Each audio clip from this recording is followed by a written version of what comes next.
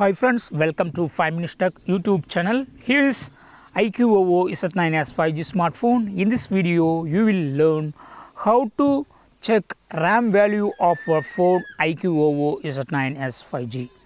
Here I have purchased 8GB RAM valued iQOO phone. Okay, but if you would like to verify it, how to do it? Just go to the settings of your phone here, then go to about phone, and here you will find RAM value. Here RAM value is given 8 plus 8 GB.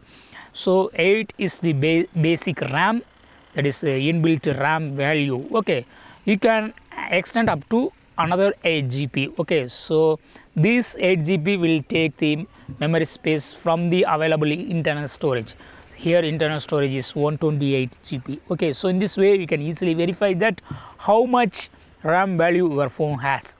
Here my RAM value is verified and exactly the same that how I have purchased. Okay, that is I have purchased 8 GB RAM value phone, and in the phone itself it's verified that it is 8 GB RAM. Okay, so in this way you can easily verify RAM value for your phone iQOO Z9s 5G. That's all friends. Thanks for watching. Bye.